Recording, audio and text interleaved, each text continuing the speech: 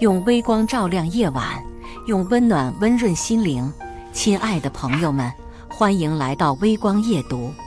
相恋2年的完美男友，在得知我的工资只有6000时，毫不犹豫地提出了分手。未来婆婆嘲讽我的工资都不够狗花的，然而他们一家人都不知道6000后面有个万。分手后，我竟发现这一家人藏的秘密还真多呀，是他们不仁在先，就别怪我不义。本频道将为您讲述各种各样的人生故事，也许有些故事会让您热泪盈眶，有些则会让您感叹人生百态。记得点击订阅并开启小铃铛。今天是去见未来婆婆的日子，我早早就起来打扮好，来到未来婆婆家，打开大门，金闪闪的客厅映入眼帘。赵子晨看到我开门，连忙走了过来，伸出手牵住我。我抬头冲他微微一笑。赵子晨的母亲坐在沙发上，身姿优雅。看到我后，她放下手中的热茶，向我微微一笑。她的微笑让一直忐忑不安的我松了一口气。看来男友妈妈应该挺好相处的。哎呦，终于见到我们家小宝的女朋友了。她的声音温和。我面带微笑，快步走上前，准备进行自我介绍。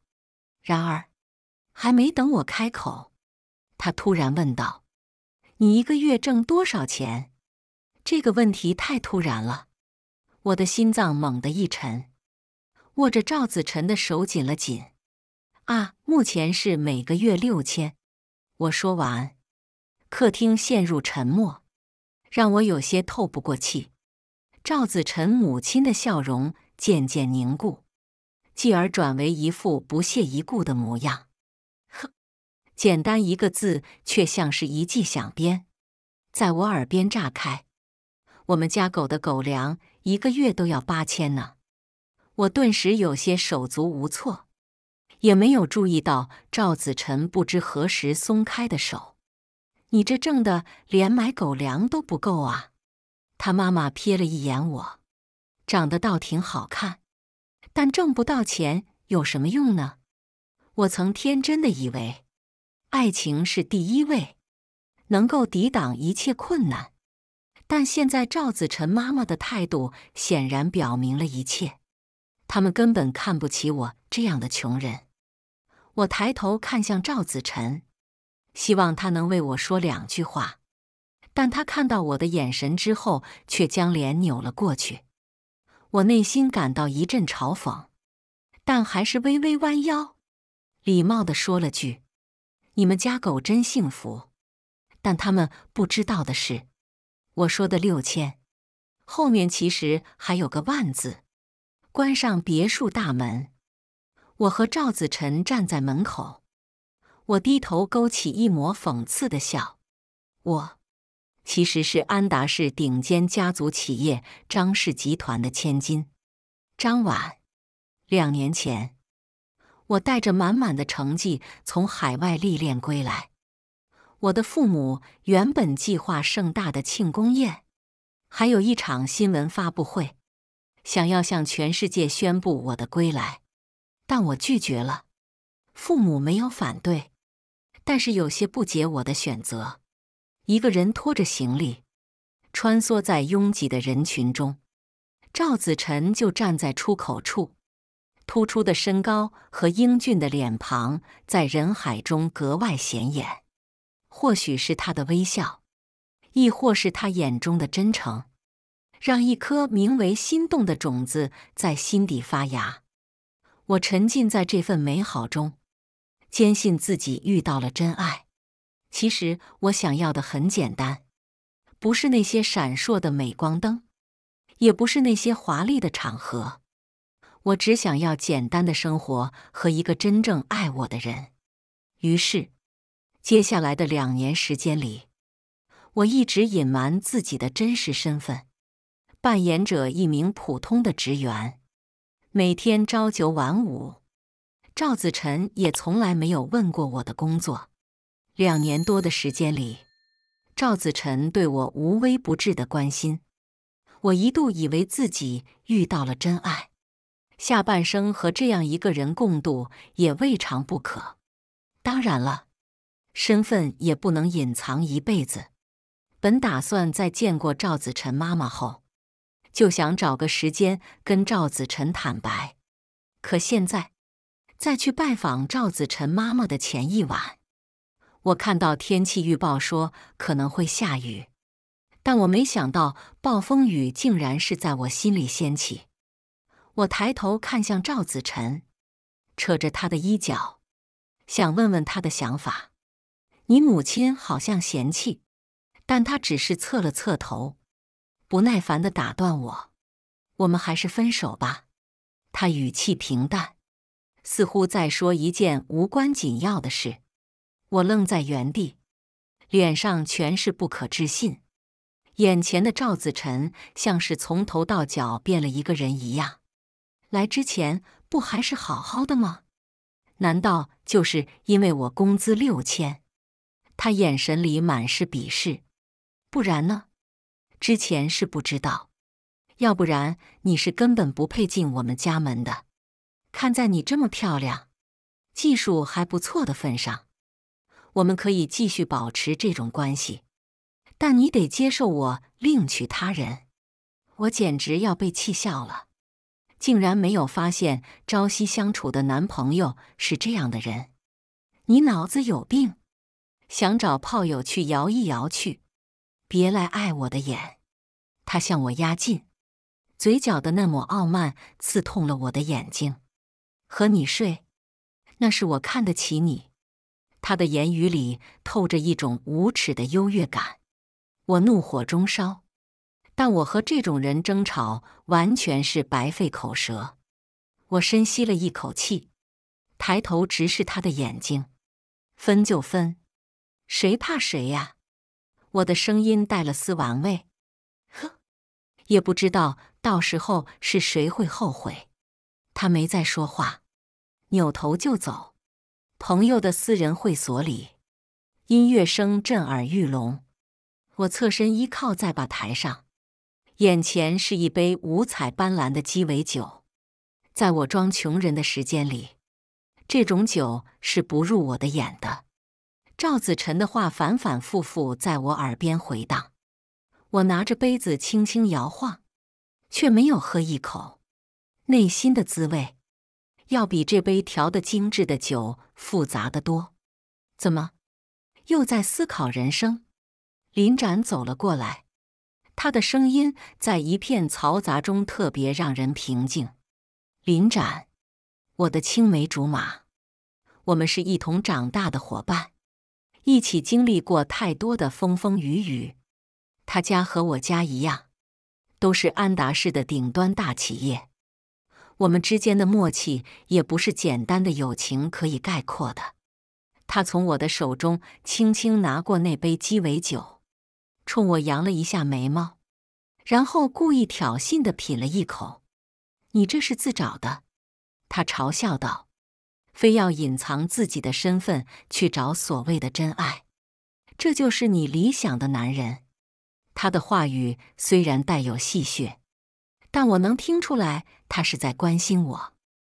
我和赵子晨在一起时，他没少提醒我，小心别到最后被人家嫌穷一脚踹了。每次我都会回怼回去骂他2句，可事实证明，男人还是懂男人。我望着那杯在他手中转动的酒，淡淡地说，我现在就是小丑一个，那你打算怎么办？他收起脸上调笑的表情，正色问道，你要怎么处置那家人？我抬起头，眼睛直视前方，让他们后悔。林展很快就轻轻地放下酒杯，垂眸看我，需要帮忙的话，你知道我永远都在。我看向他，他的眼里意味深沉，但是我现在没有心思去解读，只点了点头。从会所回到家，我坐在书房的椅子上，注视着手机屏幕。一篇在网络上的疯传的帖子像是一颗炸弹，落在我面前。这篇帖子写了一个贫穷女孩是如何不甘平凡，妄图攀附豪门权贵。看着这些文字，我的手止不住地颤抖。和赵子晨在一起这2年的青春还不如喂狗。就在我滑看帖子详情时，手机铃声突然响起，刺耳且突兀。我定睛一看，是赵子晨。我干脆利落地按下拒接键，然后站起身，走向卧室，站在镜子前，抬手抚上那副一直戴在我脸上的平价黑框眼镜，没有丝毫犹豫，稳稳将它摘下。没有了它的掩饰，我的双眼显得格外清澈、决绝。我轻轻地摩挲着镜腿，然后一个转身，利落地将它抛进垃圾桶，就像是对过去那个可笑的自己说再见。早上刚起来没多久，林展的电话就打了过来，让我赶快到他的办公室，说有急事。我随便收拾了一下，就连忙赶到林展公司。刚推开林展办公室门，他一把揽过我的肩膀，低声说：“快来，你一定不想错过这出好戏。”林展指向一个角落，那边，快进去。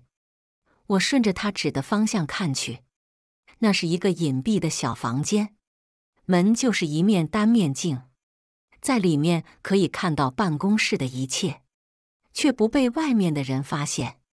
我刚走进小房间，就在我关上门的瞬间，外面传来敲门声。进。林展的声音透过玻璃传进我的耳朵，略显低沉。我看着赵子晨走了进来，他一身西装，脸上带着讨好的笑容，但却没有隐藏住眼里的焦虑。林总，关于投资的事情。他话音未落，林展就摆了摆手：“我会考虑的，你回去等消息吧。”我看到赵子晨明显松了一口气，快速地说了句谢谢，然后迅速转身离开。门一关上，林展转身，眼神落在了我的方向。他走到玻璃门前，打开门和我对视。那家伙公司的资金链已经断了，他轻描淡写地说，眼中透露出些许玩味。我心中一动。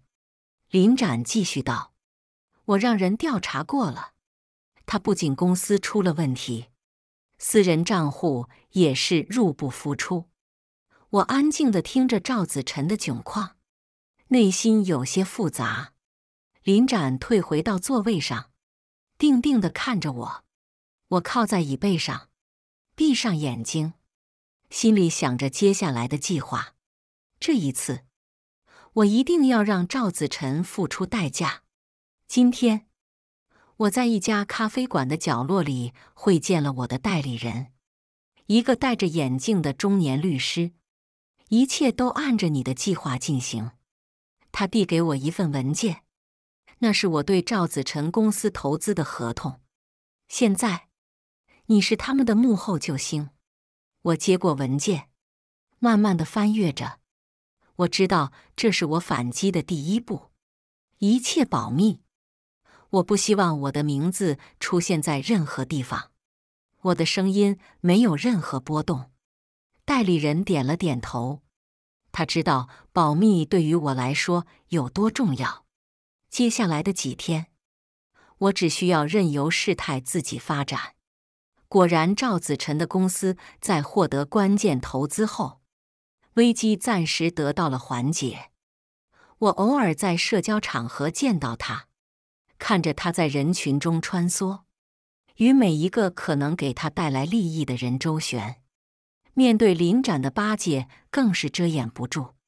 他在林展面前那种谄媚，真是让人感到恶心。但他并不知道，这一切背后的操纵者其实是我。真正的猎物从来不会意识到自己已经置身于猎人的视线之中，而我已经悄然将陷阱布置妥当，等待着最后狩猎成功的那一刻。终于，收网的时候到了。今晚，临展的年会就是一场由我和临展精心编排的好戏。我一出场，会场上的人都在偷偷观察我，耳边传来低声的交谈。我淡淡一笑，裙摆随着步伐轻轻摆动，等待着我的主角到场。终于，赵子晨和他母亲出现了。你怎么会在这儿？赵子晨妈妈嘲讽的声音在会场内转开。这地方不是你这种穷鬼该来的。会场上的人瞬间都将目光投向我，大家都在等着看我如何应对。这就是赵子晨和他妈期待的剧情。但是，他们可要失望了，因为在这场游戏里，我绝对不会输。就在气氛到达高潮的一刻，临展的声音穿越人群，清晰而有力。请允许我邀请我的特别嘉宾上台。他的目光落在我身上，我瞥了一眼等着看好戏的赵子晨，然后踩着高跟鞋，优雅地走上台。所有的目光都汇聚在我身上，台下的人都在窃窃私语。我知道他们在疑惑，在猜测我和临展之间究竟是什么关系。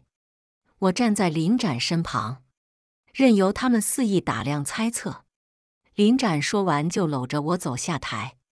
会场上的不少宾客都端着酒杯，带着好奇和恭维走向我们。宴会进行到高潮，会场里回响着欢笑声。我和临展说了一声后，转身走向大门。凉爽的晚风迎面吹来，吹散了会场里的暖意。我轻轻抚平被吹起的衣摆，刚迈出门，赵子晨和他妈就在门口站着。哎呦，这不是我们的灰姑娘吗？披上华丽的外衣，爬上了林大公子的床，还真以为自己是白天鹅呀。赵子晨的话带着恶毒的讥讽，赵子晨他妈眼神中更是写满了鄙夷。真是好手段啊！果然是你这种妄图攀附权贵的穷人能干出来的事。我停下脚步，面向他们。我的影子在灯光下被拉得很长，遮盖在他们身上，仿佛预示着他们的命运一般。我死死地盯着他们，想象力还真是丰富。我的声音冰冷，不过放心，就算再穷，我也永远看不上你们家。赵子晨的脸色变了变，他妈则是愣住了，显然没想到我会这样回击。我微微一笑，你们的小丑行为只会显得你们自己更加滑稽可笑，不是吗？我眨着眼睛，故作无辜。赵子晨似乎想要反驳，但张了张嘴，最终也没有说出一句话。我没有再给他们说话的机会，转身走进会场，留他们在背后沉默。会场里萦绕着淡淡的香槟气息，优美的交响乐在耳边缓缓演奏。宴会主持人走上台，我知道好戏现在才开始。女士们、先生们，我们非常荣幸地宣布，本次慈善晚宴上最慷慨的捐赠来自张婉女士。四下里的窃窃私语顿时化作一片惊叹。今晚舞台是属于我的，我每一步都稳稳踩在厚重的红毯上，走上台前，接受所有人惊羡的目光。然而，晚宴结束后，我踏出大厅，赵子晨和他妈又出现了。呵，林大公子还真是大方，愿意拿出那么多钱来给你撑场子。赵子晨的声音充满了讥讽。赵子晨他妈的声音更是刺耳，好像通过尖酸的话就能把我踩在他们脚下。那些钱，你睡了鸡爵才换来的呀！对于他们来说，我这种人只能靠出卖色相换取金钱，可在我面前，只觉得他们是小丑中的小丑。我微微扬起下巴，根本不屑看他们母子继续表演。和你们有什么关系呢？我说完就走，没有停留，没再给他们任何攻击我的机会。没过2天，赵子晨的公司就被爆出一桩关于资金的丑闻。我打开电脑，细细品味着屏幕上最新登顶的新闻，心中涌上一种满足感，就像是自己精心策划的一场表演终于落下帷幕。我回想起数月前和代理人坐在咖啡店里的场景，我记得自己再三叮嘱他，必须确保我们能看到他们的账本。他当时点了点头，但是眼里透露出一丝惊讶，大概是知晓了我接下来的计谋。屏幕上那些被揭露的数字，那些数字曾经都是赵子晨骄傲的资本，现在却变成了压垮他的最后一根稻草。从代理人把公司账单传给我的那一刻，我就知道赵家要破产了。我心情大好，晚上约了林展在会所庆祝一下。然而这个好心情却没能持续多久。我查到了一些事。林展的声音低沉，垂眸看着我。赵子晨当初在机场和你偶遇这件事，并不是巧合，那是他精心布置的一场局。我心中一紧，嘴角勾起一抹讽刺的笑。我曾经天真的以为是命运安排我和赵子晨相遇，却不知道自己早就成为被人盯上的猎物。他提前调查过，知道张氏千金那天要从国外回来。林展继续说，声音中隐约透出一种不屑，因为想钓张氏千金，所以才特意在机场偶遇你。林展的话又带我回到2年前我和赵子晨在机场相遇的那一幕。那时候我内心充满了留学归来的兴奋。我在寻找行李的间隙抬头，人流如织的机场，他就闯入我的视线，带着温柔的微笑站在人群中。他的眼神如此真诚，让我不由自主地靠了过去。而现在，我从甜美的回忆中被狠狠地拽回现实。我轻轻地抿了一口面前的咖啡，苦涩在舌尖晕开。怪不得他从来不问我在干什么工作，我还一直以为自己隐藏得很好。原来是赵子晨一直以为我在忙着经营公司。不过他完全没有想到我会抛弃张家千金的身份，去做一个朝9晚5的可怜打工人。我觉得很讽刺，不仅是对赵子晨，也是对我自己。怪不得当我说出工资的时候就立刻翻脸了，因为调错了人。林展注意到了我的情绪，轻轻叹了口气，别难过，为那种人很伤心不值得。我只是为自己当时的单纯感到可笑。这一切也让我看清了自己想要的到底是什么。我回国就是为了摆脱那个千金的标签。我想要用自己的力量证明我是谁，而不是靠着家族的光环。赵子晨不过是我追求自我身份旅途中的一个小插曲，一个我曾经愚蠢地赋予了太多情感的插曲。现在是时候让他也感受一下被人瞧不起的滋味了。赵子晨的公司已经濒临破产，根本没办法找到解决办法。他动用了所有的关系网，花费了巨资，试图将公司内部丑恶的真相埋藏。他们发布的各种澄清声明散布在各大社交媒体平台上，每一条都是精心编织的虚假谎言，试图以这种方式来重新得到公众的信任。我坐在电脑前，看着屏幕上不断发布出来的澄清信息，唇角勾起一抹难以察觉的笑。这只是前戏而已。我看着手边的财务报表，轻轻吐出这句话：更精彩的还在后面，你可要撑住啊，赵子晨。他们以为丑闻扫一扫就永远消失了，但是他们忘了，有些污点可是永远也洗不掉的。我眼中闪过一抹锋芒，那是对即将到来剧情的期待和兴奋。游戏开始喽！我正打算去找林展，就在我刚要抬脚踏进林展公司的大厅时，那个熟悉又让人厌恶的身影出现在我的视线里。赵子晨，他和一个穿着高定、浓妆艳抹的女子站在一起，他们手挽手。赵子晨脸上挂着得意洋洋的笑容，那种笑容我可太熟悉了。无数次他对我甜言蜜语时就是这样的表情。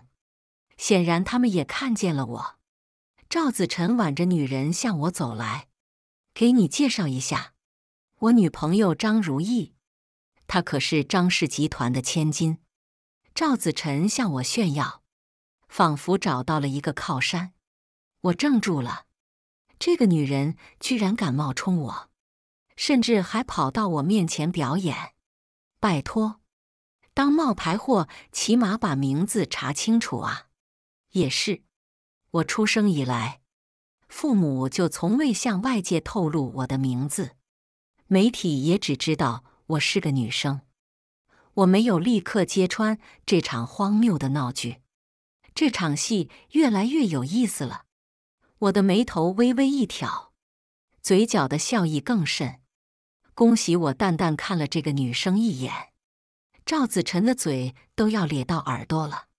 两个人又依偎着往前，看着他们自以为是的背影消失在人群中，我眼中闪过一丝有趣，嘴角的弧度逐渐转冷。我穿过人来人往的大厅，按下了电梯按钮，心中有一把火在静静燃烧。到了林展的办公室，刚关上门，回头看到林展的一瞬间，我突然有些抑制不住了。你猜猜我刚刚遇到了什么？我的声音轻飘飘的，似乎看不出我心中的怒火烧得正旺。林展眉头微皱，显然感受到了我的不悦。怎么了？我将刚才在楼下遇到的事情告诉了他。林展听后，眼神冷硬了几分。竟然有人敢冒充我们张氏集团的大小姐。他的声音低沉而有力。我马上找人调查这个女人的背景。林展，不管发生什么，他好像都一直站在我身后。我坐在林展办公室的沙发上，一边品着他为我准备的乌龙茶，一边听他把这个自称张氏千金女人的真相一一道来。她叫许蔚然，在宝琴市很出名，有一段时间人们都在谈论她。林展说着，把一份资料递给我。我接过资料，只见上面密密麻麻地记录着许蔚然的种种信息，秦氏的照片，她的社交网络截图都清晰地打印在纸上。她的手段必然了得，竟然能在一个城市骗得天下，再跑到另一个城市来继续她的表演，真是个行家。我抿了口茶，讽刺地笑了。林展的脸上露出一抹鄙夷，他刚好抓住你这个不曾露面的千金身份，用来掩人耳目。我将资料放在一旁，目光复杂。只是他为何要来安达市？他在宝琴市不是已经混得挺好了吗？我有些不解。宝琴市的事情闹得太大，他不得不逃离。而安达市对他来说是全新的地方，有更多的机会和目标。林展看向我，眼中透露着关切。你打算怎么办？我微微一笑，轻松地回答：观望。既然是骗子，那么一定会露出破绽。我要亲眼看着他自食其果。林展点点头，十分认可我的想法。那我让人密切关注着他的一举一动，一旦有什么动静，我第一时间通知你。天色逐渐变暗，晚风吹进办公室，我站起身，准备告辞。今天的事，多亏有你。林展走到我身边，将我送到门口。能帮到你就好。我点了点头，带着满满的思绪离开。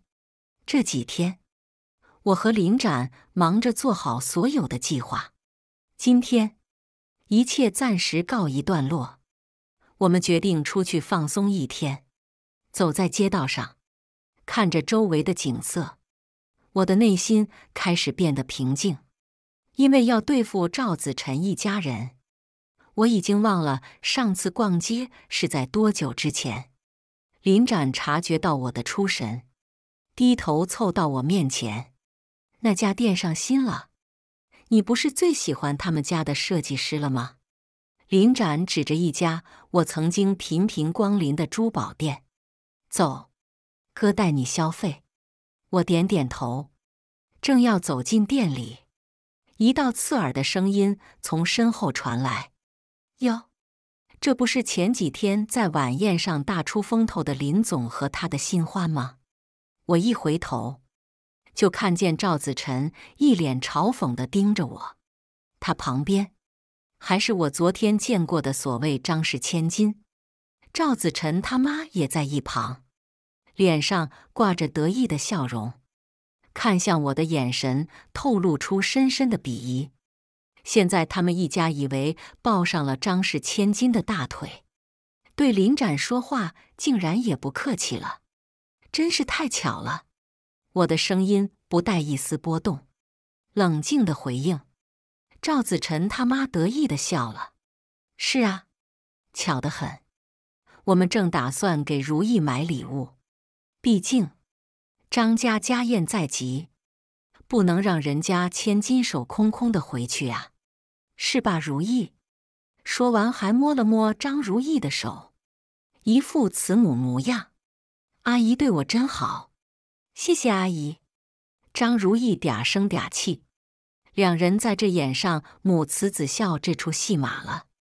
林展看不下去这劣质的演技，扭头看向橱窗，淡淡说：礼物太廉价可不行，但是要是太贵重被骗走了裤衩，那就太好笑了。赵子晨脸色一沉：林总真风趣，不过张家的家宴，你们怕是无权欣赏了，那你就等着吧。张家家宴上的确会有精彩的表演。我笑得意味深长。林展搭上我的肩膀，给了我一个安心的微笑。我们走吧，别在这儿跟废物浪费时间了。我们转身离开，走出几步远后，耳边还传来他们愤愤不平的声音，而我毫不在意。等着吧，张家家宴一天天逼近，很快我就会给他们致命一击。我站在我们家宅邸的门口，身上穿着高级礼服。我提前吩咐好管家，今天无论谁来，都要放他们进来。这场家宴，就是我实施计划的最好时间。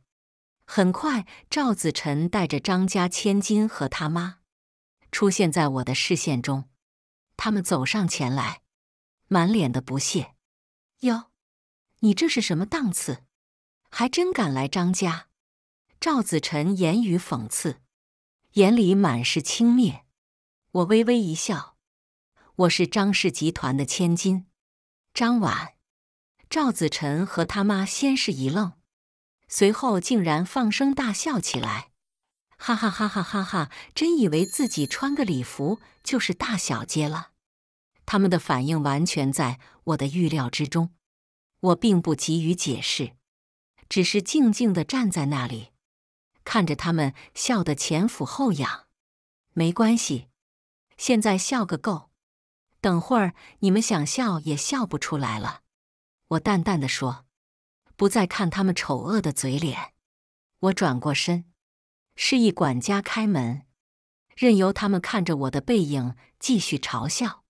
门缓缓打开，豪华的大厅逐渐展现在眼前，场内四处都是客人们谈笑的声音。今晚，一切都会结束。宴会厅里，父亲走上台，他的声音在空气中震荡：“欢迎各位来参加晚宴。我很荣幸宣布，这家公司将正式由我亲爱的女儿管理。”会场内一片寂静，随即爆发出雷鸣般的掌声。我环顾一周，看着那些曾经看我笑话我的人，步履坚定地走上台，耳边传来赵子晨几人的窃笑：“啧啧，他怎么还敢上台，丢人现眼？如意，你快去给他点颜色看看。”赵子晨边说，边推搡着张如意。张如意迟迟不敢踏出一步。我抬起头，目光在他们身上一一扫过。那个自称张家千金的女人，想必一定不知道今天还安排了张氏千金上台的环节，拼命想离开宴会厅，可赵子晨和他妈一直拉着他。我站定，然后朝管家点点头。管家立刻走出去，很快就带着几个面色凝重的人走了进来。当自称张家千金的女人看到那几个人走进来时，她的脸色立刻就变了，先是不可置信，最后变成了彻头彻尾的恐慌。他们目标明确，径直向张家千金走去。许蔚然女士以冒充身份在宝琴市进行了一系列的诈骗行为。我声音不高，但每个字都清晰地传入宾客们的耳朵。话音刚落，门外就冲进来一群警官，快速地将他围在中间。看着许蔚然被警官带走，赵子晨和他妈难以置信地盯着我。两人在一瞬间的僵硬过后，突然慌乱地冲向我。我知道，你不会忘记我们在一起的时光，对吧？赵子晨的声音带着哽咽。我静静地看着他们表演，果然谁有钱，这母子俩就能向谁卑躬屈膝。不好意思，我已经忘了。我的声音没有一丝波动，向保安打了个手势，随即保安就毫不犹豫地将这两人从我面前带走。我没有多看一眼他们无谓的挣扎。从现在开始，在我的世界里，赵子晨和他妈已经成为过去。随后几天，我将赵子晨公司的违规操作、偷税漏税，以及使用下层供应链中的非法劳工等一系列非法行为逐一上报给相关部门。政府部门迅速介入并展开调查，赵子晨公司伪装的外衣瞬间被撕开，一点点地展现出其内部腐朽黑暗。一纸查封令下来，赵家公司大门紧闭。在那之后的几周里，我时常能在各种场合看到赵子晨焦急而又疲惫的脸。他四处奔波，试图寻找新的投资者来拯救这家破败不堪的公司，而我悄无声息地放出消息：任何与赵子晨公司有合作的，将不再有任何机会与张氏集团进行合作。消息一放出，就像投进平静湖面的石子，激起涟漪，然后迅速在整个商界传开。在权力和金钱构筑的世界里，无人敢忤逆张氏集团。我的话无疑给赵子晨定了死刑。他憔悴的面容上满是不甘，但那又如何呢？他不过是自食其果。多亏了赵子晨和他妈，我也成长许多，已经不再是2年前那个会被爱情蒙蔽双眼的女孩。我从未觉得自己如此清醒而坚定。现在的我不仅是张家的继承人，更是一名决策者，是在商界无人敢轻视的人。翻开最新的一份商业报告，我的心里明白，未来的每一步都要更加谨慎。今天一早，我刚走进公司，就看见前台的脸上就浮现着不寻常的紧张。他结结巴巴地向我报告：“总裁，有2位访客在等您。”很抱歉，我没有拦住他们。没事，我去看看。心中有了打算，我径直走向会客室。门还没推开，就听见房间里传来哭泣和哀求的声音。推门而入，我看到赵子晨和他母亲竟然跪在地上，头发凌乱，眼睛红肿。可惜了，他们这副凄惨的样子，在我眼里不过也只是一场廉价的表演。起来，我声音冰冷。赵子晨似乎没有想到我会是这个态度，他慌乱地抬头，嘴唇嗫嚅着，像是在做最后的努力。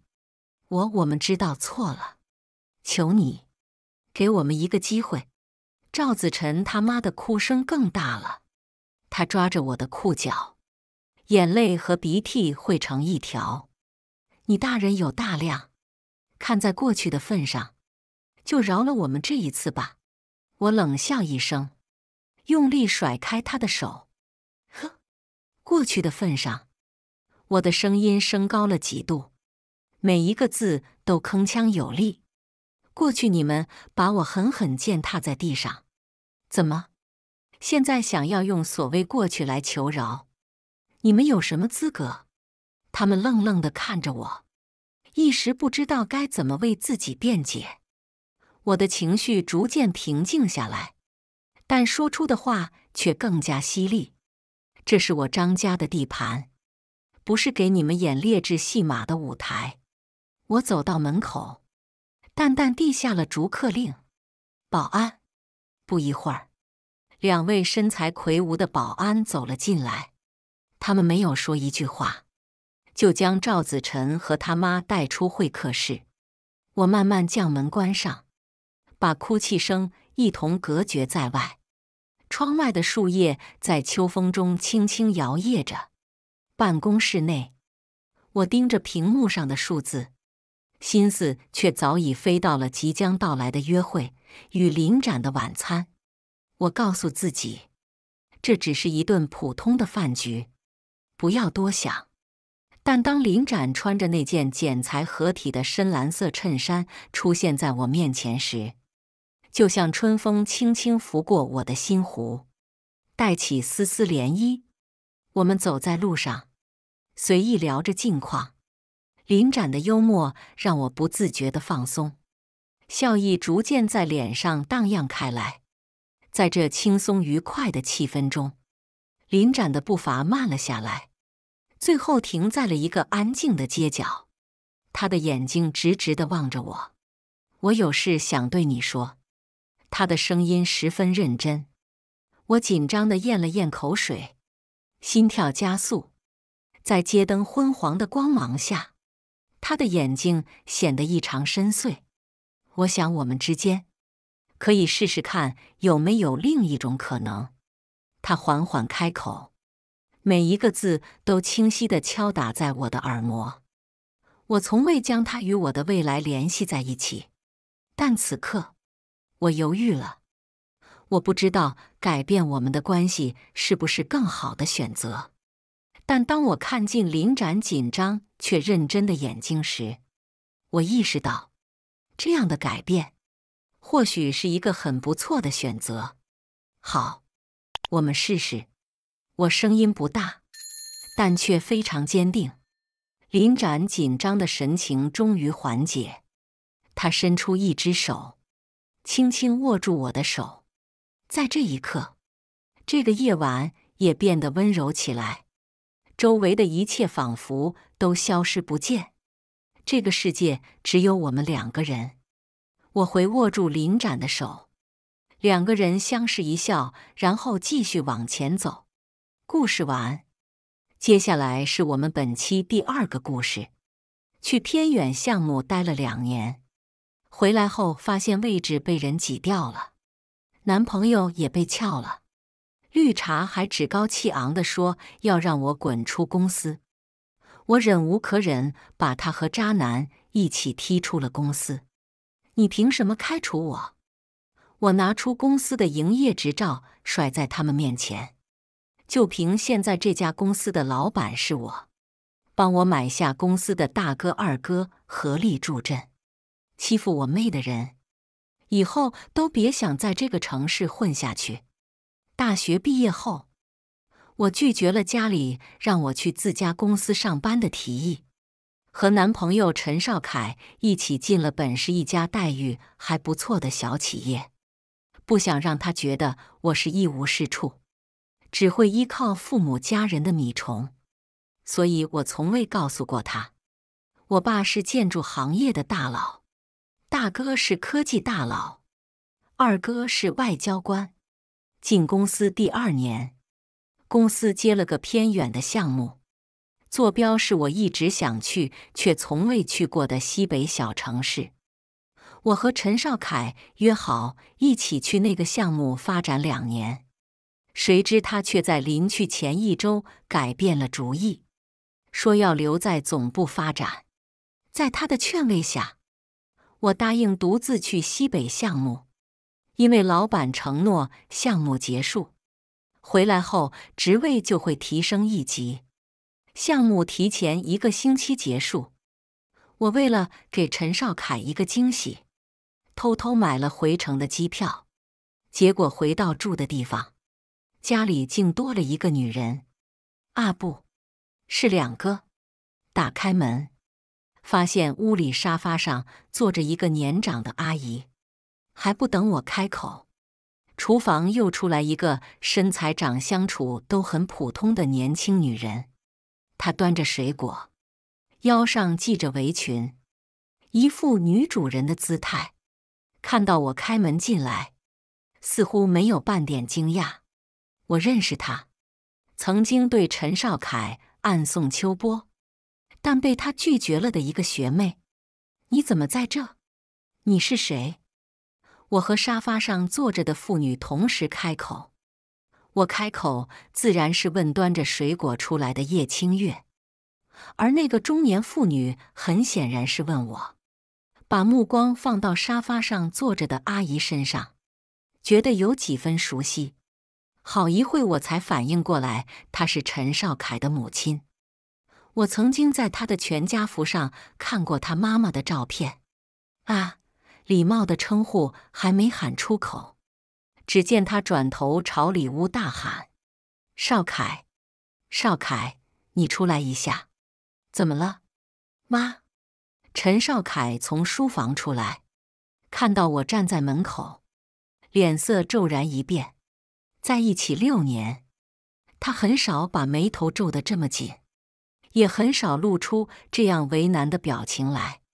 跟当初告诉我说不去西北项目时，表情如出一辙。我心里隐约有个不好的预感，因为2选1的时候，他从未选过我。这女人是谁呀？她怎么有咱们家大门密码？咱们家？妈，这是公司同事，来找我有事。同事？在我错愕的时间里，陈少凯疾步走到门口，一只手拖过我的行李箱，一只手搂着我的肩膀，把我推到了外面，小声跟我说：“出去，我再跟你解释。”刚走2步，我听到里面的女人对她妈妈说：“阿姨，那个女孩我认识，是邵凯前女友。我相信邵凯会解决好的。”他妈妈连连附和：“对对，我们邵凯是好孩子，他肯定会解决好的。肯定是那个女人对我们邵凯纠缠不休。月月，你别多想。”陈少凯一路把我拉到电梯口，刚伸手一按，电梯门正好开了，他拉着我进去。我站在门口没动。什么意思？我仰头质问陈少凯。我不过是2个月没回来，就成了前女友。这2年我虽然在偏远的项目，但我和陈少凯最长2个月也会见一次。当然，基本上都是我回来找他。舒慈，你听我跟你解释。你说。我听着。我双手抱肘看着他，他试图把我拉进电梯里，说我们在外面吵，怕他妈妈听到。都这个时候了，他只考虑他妈妈会不会听到，而不是考虑我的感受。我心底一阵阵发凉。那是我家。你是想逼着我现在就去把那2个女人赶出去吗？我十分生气，说话的声音也大了几分。陈少凯家是农村的，为了维护他的自尊心，我从未跟他说过我家里的情况，也没有告诉过他，这套房子是我家人给我买的。虽然房子是你朋友的，但这2年房租是我在付。他反驳了一句，知道我吃软不吃硬，又马上软下声音说：“舒慈，我发誓，我没做对不起你的事，算我求你，先下去好吗？”他把我拉进电梯里，伸手按了1楼，像是确认那2个女人听不到我们的声音时，他才告诉我说，上个月他妈妈来省城做小手术，提出要见他女朋友，他才让叶清月来扮演他的女朋友。我惊呆了，怎么都没想到会是这样荒唐的理由。要不是很早就听他提过要带他妈妈来做一个关节小手术，我都会以为这是他妈妈的临终遗愿呢。而且就算是真的要见女朋友，不也是把我喊回来吗？西北也没有多远，不过是一张机票3个小时的事情。不是我主动找清月的，是那天带我妈做检查，在医院碰到她，刚好她在医院有认识的医生，就好心帮我妈妈安排了手术。我妈误会她是我女朋友，为了让我妈妈安心治病，我就没多解释。我从来不知道你妈妈要来做手术这件事，你完全可以跟我说的，为什么不告诉我？对不起，我真的不是有意瞒着你的。我妈来的突然，你又离得这么远，加上这2个月是项目收尾期，我不想让你担心。这2个月项目收尾，我的确忙得晕头转向，主要是想早点结束回来。所以他这么说，我心底有几分发软。毕竟相恋了6年，怎么能因为这一件事就把他判刑？那现在你打算怎么办？是打算跟你妈说清楚，还是跟他假戏真做，让我变成前女友？我忍着脾气问他，给我一点时间好吗？我妈身体也好得差不多了，这2天我就把她送回老家去，以后还是我们俩的小日子。他伸手抱住我，我挣扎了2下没挣开。原谅我好不好？我跟他真的只是在我妈妈面前演戏，对他没有半点想法。他继续在我耳边解释，语气如此诚恳，还说大学时我就不喜欢他，现在怎么可能会跟他有关系？想一想也是，他长相身材都不如我，邵凯怎么可能会喜欢他？知道我把这话听进去了。陈少凯强盛追击，说我赶回来太累了，带我去吃好吃的，还说要给我开好点的酒店，让我好好休息。不等我问他晚上在哪睡，他先说咱们公司往东2公里开了个温泉酒店，上次马总过来开会住那边，我送资料去过一趟，风景很不错，咱们晚上睡那边好不好？我心里还是有些膈应。有2个声音同时响起，小三都登堂入室了，他们之间真的只是演戏吗？可怎么说，我们认识也近10年，在一起整整6年。他是什么样的人，我很清楚。我应该相信他，原则上的错误，他肯定不会犯。最后，在理智和感情上，我选择了后者，答应跟他一起去了酒店。路上，陈少凯再次跟我保证，说最迟后天就把他妈妈送回老家去。我要的不是把你妈妈送回老家，而是跟你妈妈解释清楚这一切，不能让她以为我是纠缠不休的前女友，而叶清月是你正牌女友。当下的事情，我只想当下解决好，不想给以后留下后患。陈少凯有几分为难，说他妈妈刚做完手术，怕他接受不了，又说他很喜欢叶清月，毕竟先入为主，难不成以后结婚也让叶清月继续扮演你的新娘？我无法接受他的托辞，直接对他说，如果你不说，那我现在马上回去把事情说清楚。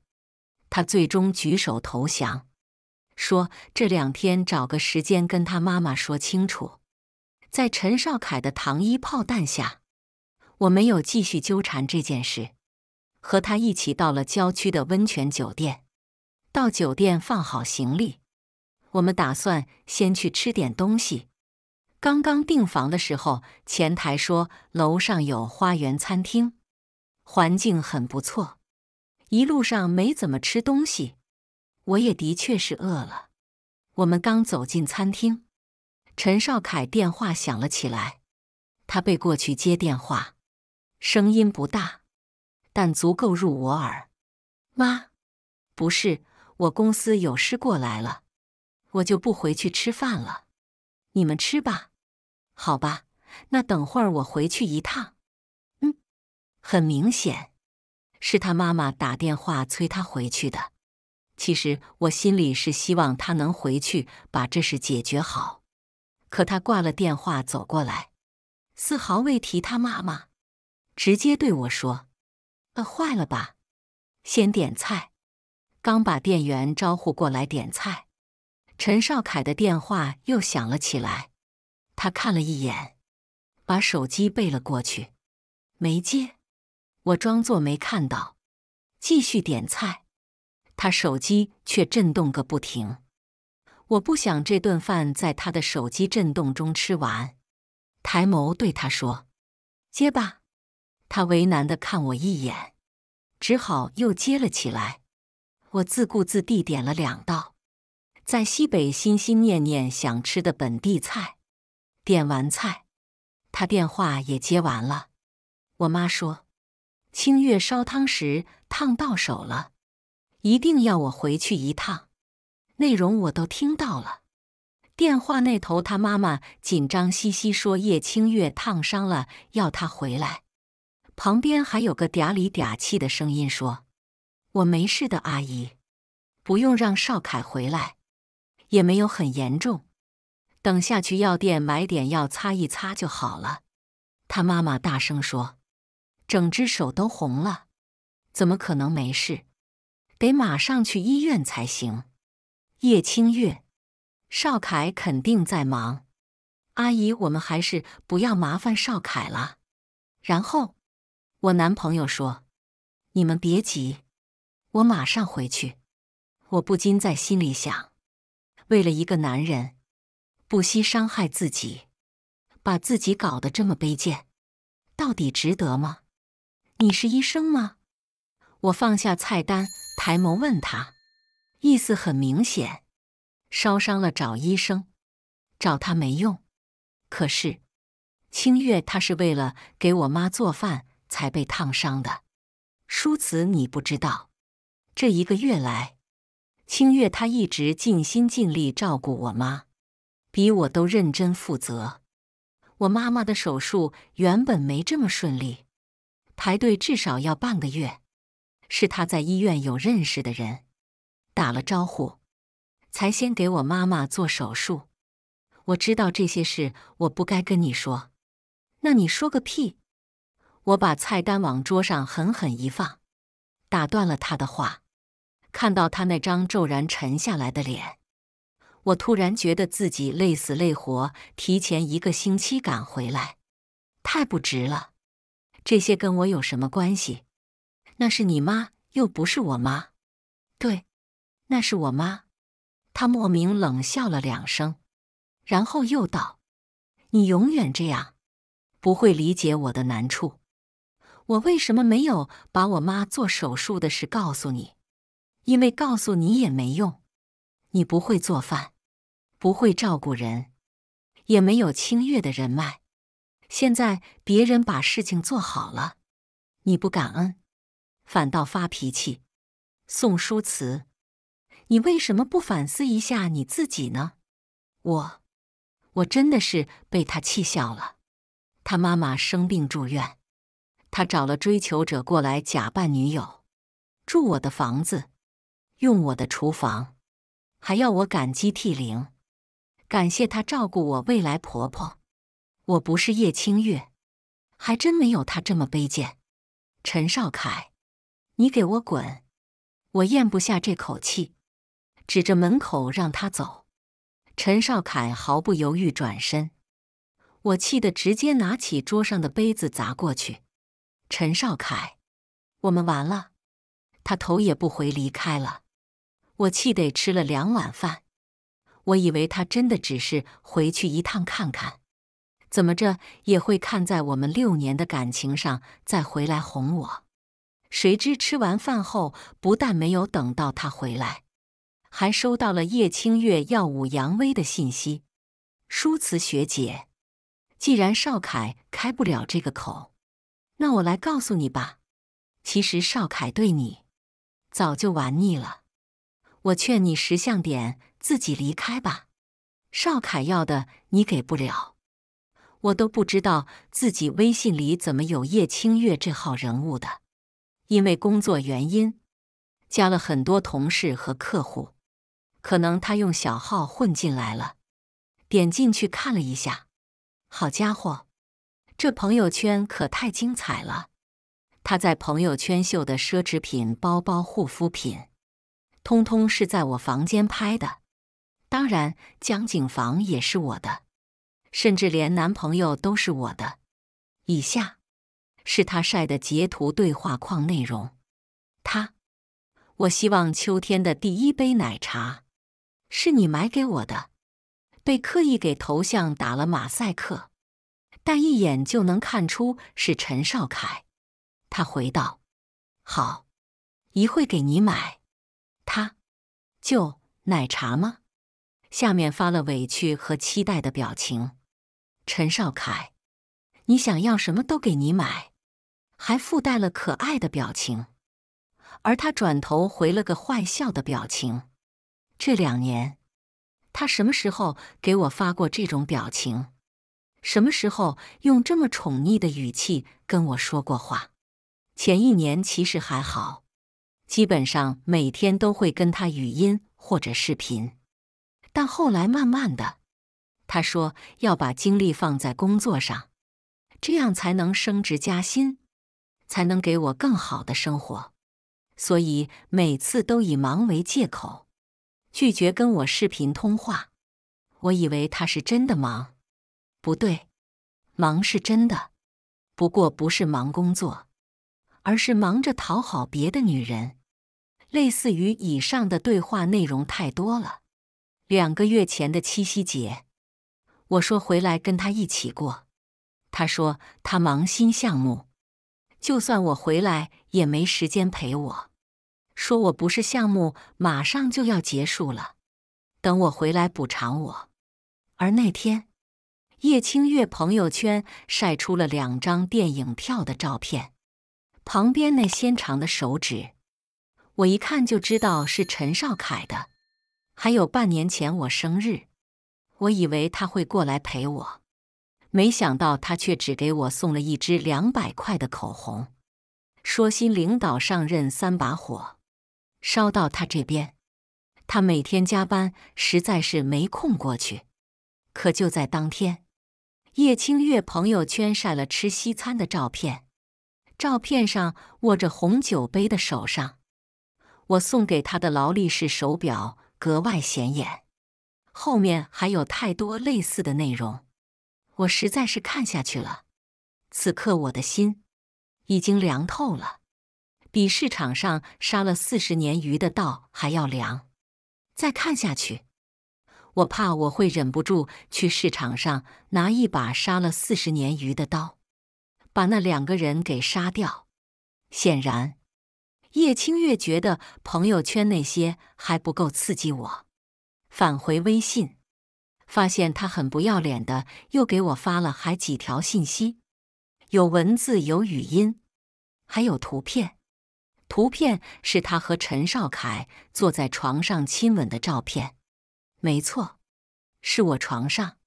语音是偷偷录下的，他妈妈训斥陈少凯的话，那个女人一看就不是什么好女人，你赶紧处理好，月月这么好的女孩，别对不起她。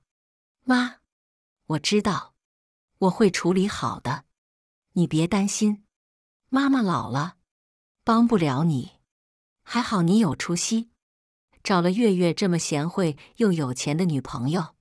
少凯呀，别走弯路，野路子的女人，咱们不要沾惹。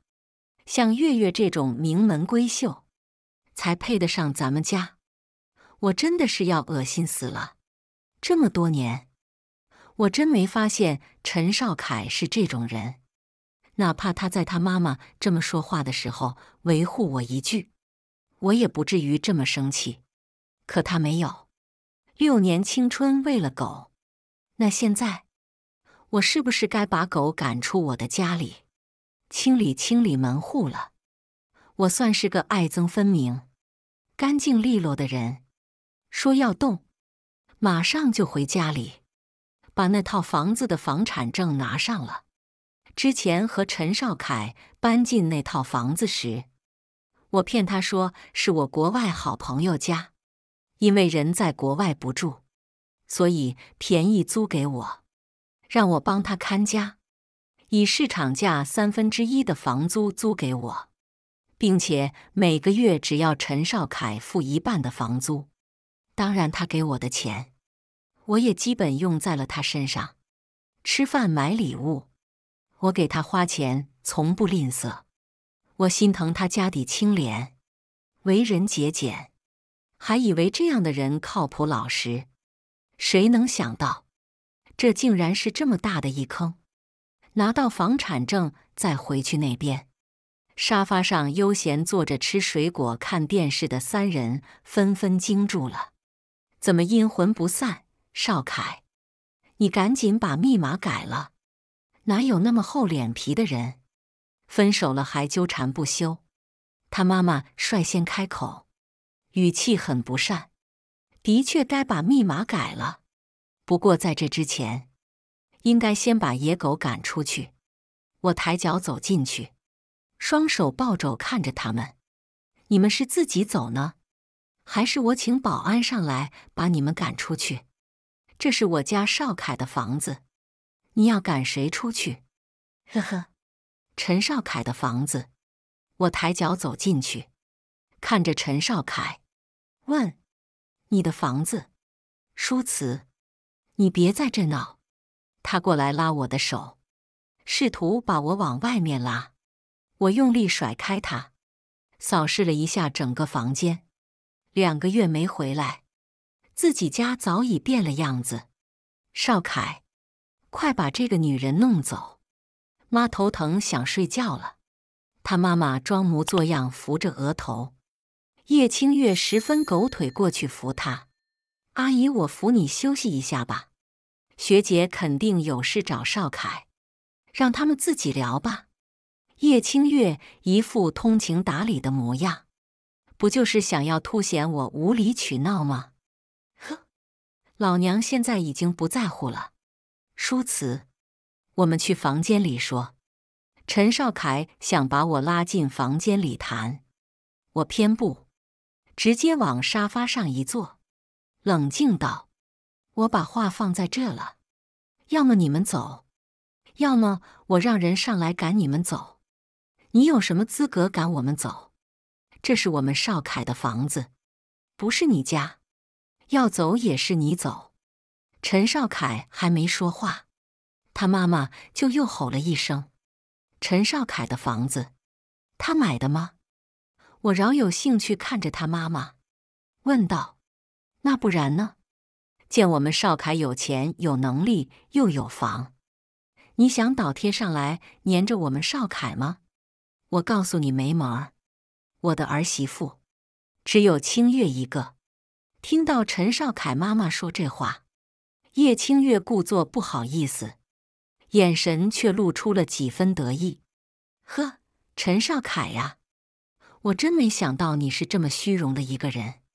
我抬头看着他，他被我盯得心虚，垂了垂眸子，声音软了几分：“舒慈，求你别闹了好吗？有什么事我们好好说。”“什么跟他好好说？”“少凯，咱不怕他。他妈妈果然是乡村妇女，一点眼力劲都没有，根本不知道他儿子现在已经羞红了脸。”我也懒得跟他们吵，直接从包里拿出房本给他们看。“老太太，睁大你的钛合金狗眼看清楚了，这个房子是我的，上面写着宋书慈大字。你儿子这2年呢，是租我的房子住。”“什么？”他妈妈不可置信地瞪大了双眼，而比他更惊讶的还有陈少凯。“这是你的房子？”“这不是，那是为了照顾你那可怜的自尊心，故意这么说的。有谁家这个地段的大3室江景房只租4000块钱？这里的房价多少？你自己心里没点数？”陈少凯看着房本上的信息，一个字都说不出来。“这不可能，肯定是假的。”他妈妈不信，伸手要来抢我的房本。我把房本往包里一丢，拿出手机拨打物业电话。“真的假的？等保安上来就知道了。”我打了电话不到2分钟，物业就让保安上来了。“宋小姐您好，请问有什么吩咐？这几个人冒充我家房子主人，你们帮我把他们赶出去吧。我当初跟陈少凯说，这个房子我朋友的，押1付1，押金我先给了，所以每个月交房租就可以了，一人付1半。他每个月给我2000块，但这2个月我没找他要钱，他也没有主动把租金给我，所以我赶他们出去。天经地义。宋书慈，你一定要这么绝情吗？”陈少凯拧着眉问我。我冷笑一声，抬头看他：“我绝情？呵，你把他带回我家的时候想过我吗？你七夕节不让我回来找你，而是跟他看电影的时候想过我吗？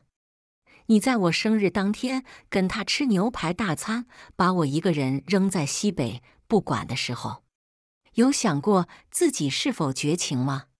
我抬头望着他，忽然一瞬间觉得眼前的男人好陌生。到底这10年我从未了解过他，还是他在我面前伪装得太好，以至于我根本没发现他是如此虚荣又自私的人？其实一切都是有迹可循。只不过以前我被恋爱蒙蔽了双眼，把他的所有缺点都当成了优点。这位老太太，你现在可以带着你的好儿子和儿媳妇离开了吗？我转头看着陈少凯母亲，用尽我毕生最好的教养来克制自己的脾气。我不走，这是我儿子的房子，我儿子花钱买的，肯定是你蛊惑他买了房，然后写了你一个人的名字。这是我儿子的房子，我真的从没见过这么不要脸的女人。老太太，你知道这套房子多少钱吗？这套房子总价1300万，你儿子工作才4年，每个月工资到手不到1万块，就算不吃不喝10年，也买不起这一套房子。而这套房子，是我家人给我买的，送给我的毕业礼物。毕业时，我大哥给我买了房子，我二哥给我买了车。刚好当时我找的工作单位离这不远，就把陈少凯叫到这里来住了。我给你们2个小时收拾东西，2个小时后如果没收拾好，我立马让人把东西扔出去。说完这话，我拿出手机给我大哥打了个电话过去。大哥，你现在帮我重新买2张床来江景1号好不？哦，还有沙发、桌子、椅子、梳妆柜，只要看得见的东西，通通都帮我换掉。可是，就算换了这些东西，我还是膈应。不行，改天得让我大哥找人重新装修一下，要么就再给我换一套房子。换一套房子，这个主意不错。想到有理由让我爸妈给我换新房子了，我心情好了几分。打完电话，发现那3个人还在原地站着没动。我转了转手机问：考虑好了吗？是自己搬东西出去，还是我让人扔出去？宋书慈，你别太过分。陈少凯黑着脸，把他妈妈和叶清月挡在身后。他妈妈抱着一丝丝的期待，抬头问陈少凯：少凯，他说的是真的吗？这房子真是他家里人给他买的？面对他妈妈的疑问，陈少凯低垂着头，好一会才道：对不起妈，我本想让你开心才骗你，不过你放心，我一定会在这买房子的。哎，造孽啊！叶清月伸手拉住陈少凯，对他说：少凯，算了，既然这房子是学姐的，她这么绝情，一定要今晚把阿姨赶出去，那去我家住吧，我家也在这附近。附近？就她能买得起这附近的房子？我还真不信。不过我信不信不重要，重要的是他们母子俩相信。就是，儿子，咱们走。月月家肯定比这更好。一听说叶清月家有房，老太婆眼睛瞬间亮了起来。叶清月趁热打铁，立马道：阿姨，我帮您收拾东西。好，好，收拾东西。这种破房子，我还不乐意住呢。破房子，不乐意你还住了这么久。我对他一句，他脚步一顿，气得直接摔门进屋。我故意喊道：房间门一头18万哦，小心点，摔坏了你们可赔不起。宋书慈，陈少凯生气低吼，我看都不看他，直接回：干嘛？我好心提醒他们而已，别到时候弄坏了不认账。宋书慈，我算是看清你了。我真庆幸让清月来照顾我妈，而不是你。虽然我做好了撕破脸的准备，但听他口中说出这样的话，心里还是痛了一下。哎呦喂，那我可真感谢你8辈祖宗哦，没让我端茶倒水，照顾一个跟我没有半点关系的手脚利索的老太太。一句话，把她气得眼珠子都快瞪出来了，阴沉着脸，一副恨极了我的样子，恨不得把我活吞下去。我不再理他，拿出手机看信息。此刻我家家族群内已经炸开了，我爸率先发了微信过来，还艾特了我：宝贝女儿，你哥说你让人去江景1号换床换沙发，怎么回事？我妈：对呀，闺女，怎么回事啊？你不是工作调去西北了？什么时候回来的？怎么也不回家住？大哥，我也不知道具体怎么回事，妹妹没说。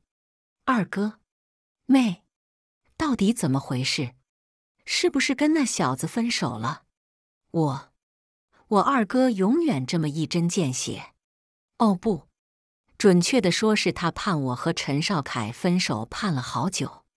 要是现在告诉他们，我真的跟他分手了，我觉得我爸妈还有哥哥们估计要开派庆祝。爸妈，大哥，二哥，我没事，算了，床什么的明天再换吧，我晚上回家住，一会到家跟你们说。我仔细想了想，大晚上的弄这些东西动静太大了，肯定会吵到上下楼邻居，所以打算回家住一晚。和陈少凯在一起之后，我很少回家，尤其这2年在西北工作，一有时间就跟陈少凯在一起，回去的次数更少了。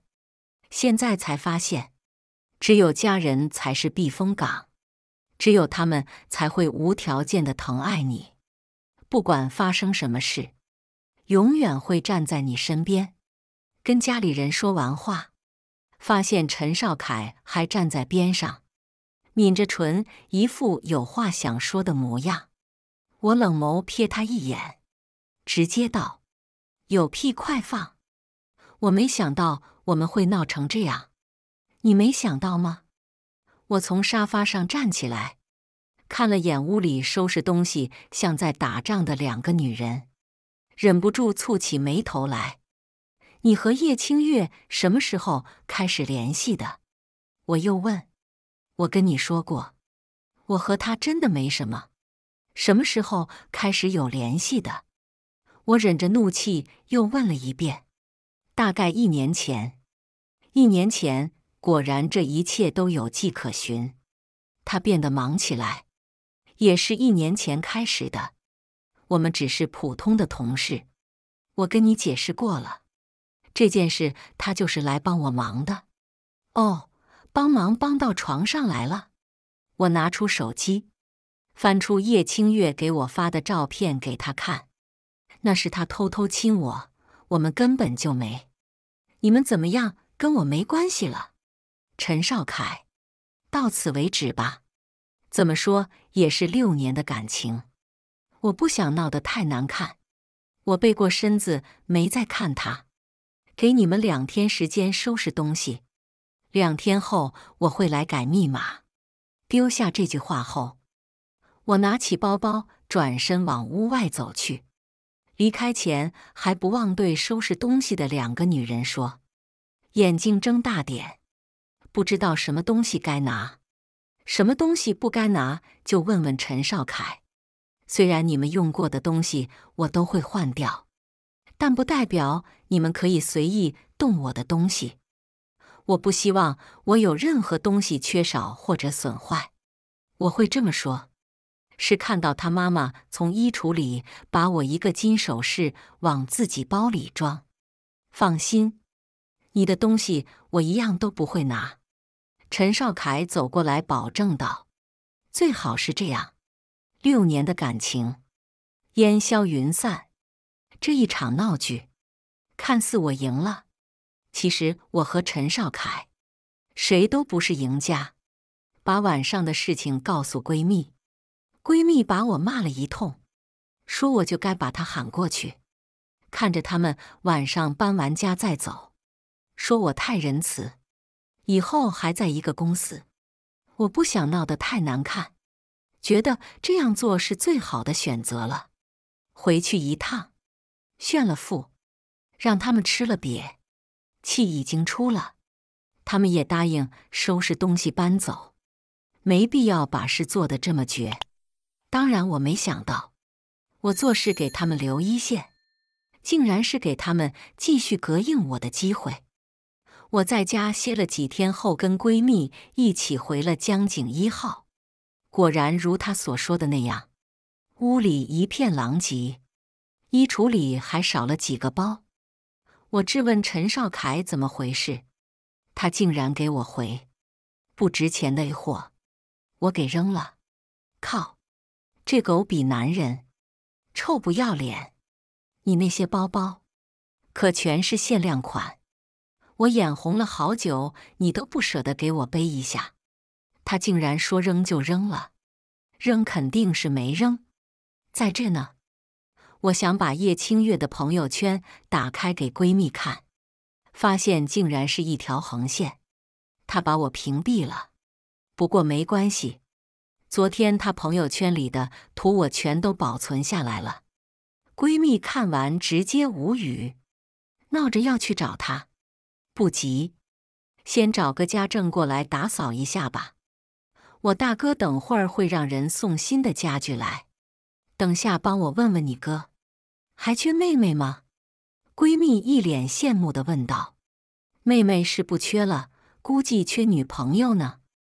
要不我帮你问问，不过你首先得告诉我，想做我大嫂还是二嫂？瞎说什么？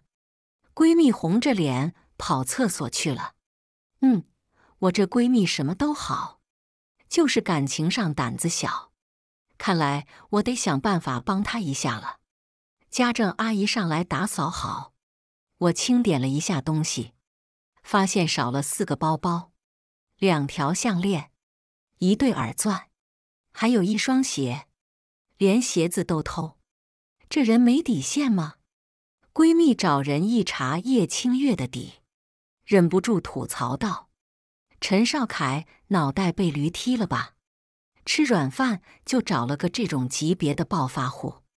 别说是这江景1号的房子了，就是5公里以外的东湖花园，他估计也只能买套小2室。我转头看着他说：别小看东湖花园，一套也要400-500万呢。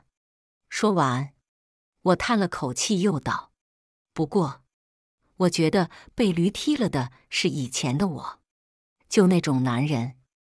我还天天在我爸妈和哥哥面前炫耀，说自己找了个宝。想一想这6年的付出，我自己都觉得自己很傻逼。闺蜜那张嘴毫不留情附和：那倒也是。喂，都这种时候了，不指望你安慰我2句，别落井下石行不行？见我真的有点难过。闺蜜没再嘻嘻哈哈，转头看着我问：那你现在打算怎么办？就这么放过他们了？如果他们没动我东西，我觉得就没必要和那些狗有瓜葛了。但现在，不过还没等我动手，他们竟然又对我搞动作了。把家里收拾好的第2天，我开始去总公司上班了。早上刚一到公司，发现同事看我的目光不太正常，好像还交头接耳，议论纷纷。难不成是我衣服穿反了，还是妆花了？我放下电脑包，去了趟洗手间，还没进门就听到有2个女同事在聊关于我的事情。就那个调去西北项目的宋书慈吗？听说长得好漂亮哦，真没想到她是这种人。你没想到的事还多着呢。据说她不仅给有钱人当小三，还勾引过陈经理。不过叶清月确实没有宋书慈好看呐。要我也选择宋书慈。我虽然没看过真人，但照片看着比明星还好看。本人也很好看的。不过那又有什么用呢？叶组长家有钱啊，要不是叶组长，陈经理现在怕还是个小组长呢，怎么可能一跃成为经理？听着他们的议论，我一脸懵逼。不过他们夸我漂亮，我还是很受用的。再有钱也买不到美貌。我是个颜控，还是喜欢宋书词。说话的女孩转过头来，我笑着回她一句：“谢谢夸奖，我也是个颜控，所以抱歉，我不喜欢你。”啊！胖胖的女孩被吓得整个人身体往后退，肥嘟嘟的脸狠狠抖了抖。另外一个女孩认出我是谁，心虚的打招呼：“宋组长。”我夺过他们的手机看了一下，他和同事们正在一个群里聊我的八卦。我说呢，怎么一到公司发现气氛怪怪的？原来公司的人看图编故事已经编了好几个版本出来了。图片是我爹来接我回家时被人偷拍的。我挽着他的手臂，仰头看着他，一脸笑容。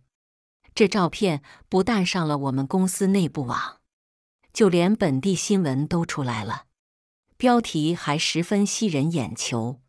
经某集团董事长被曝出轨小30岁小网红。经这不是某集团董事长首次出轨，那些人仅凭着我和爸爸的照片，说我给老男人当小三，还说陈少凯和叶清月在大学就是一对，而我千方百计想要拆散他们，甚至追陈少凯追到了这个公司来了。而关于我妈爸的更离谱了，说他和前妻还没离婚，我妈就介入了他们的家庭，最后成功上位，成了富豪太太。最可气的是，有人还扒出了我妈的信息，说她现在在某医院当副院长，而她之所以当上副院长，也正是因为我爸在背后操作。操！他们编造我的故事，我都没这么生气，但如今把我爸妈牵扯进来，这是我绝对不能忍的。宋组长，老板让你去趟他的办公室。这时候老板找我，不用想我都知道他要说什么，只是我没想到，我进去的时候叶清月也在里面。舒慈啊，西北那个项目你做得很好，的确是值得表扬。等年底员工大会，肯定会重点表扬你的。听到这个话，我心里涌上来一股不是很好的预感。但是啊，除了工作能力之外，个人素质方面，也是咱们公司作为升职考核的一个重点。所以这次我们内部决定清月担任我们企划部部长的职位。老板说完这话后，我看到他给了叶清月一个眼神，而叶清月眼中的得意更是满的快要溢出来了。所以你们仅凭一张照片就觉得我人品不行，个人素质不行是吗？其实昨天我就有在思考，要不要继续在这个公司待。我不想跟这种渣男贱女在同一个环境下工作，但就这么离开，搞得像是我理亏一样。加上老板承诺从西北回来就给我升职，我觉得怎么样都让他兑现承诺再说。当然最主要是，我还是蛮喜欢这个公司的，虽然不是什么大公司，但公司氛围还不错。做的项目也都是有意义的项目，比如在西北小城市投建修路，在干旱地区做水电大坝，甚至还有去偏远的新疆投建公益项目。我觉得这个公司的发展很有前景，加上项目在全国各地，可以利用工作跑遍祖国大好山河，也是很不错的体验。可现在看来，这个公司的管理层其实并没有我想象的那么好。老板也不过是一个普通的生意人，这怕不是一张照片的事情吧？叶清月开了口，满脸得意地看着我：“你在江景1号的房子怎么来的？你自己应该很清楚。这些年，你投靠过的老男人应该不少了。舒慈学姐，我提醒你一句，常在河边走，哪有不湿鞋？老板要是今天把你升上去了，那咱们公司的名声，老板的名声，怕是保不住了。所以舒慈学姐，我要是你，就自己收拾东西回家了。”呵，让我收拾东西回家，他算老几？嗨嗨，也没有清月说的这么严重。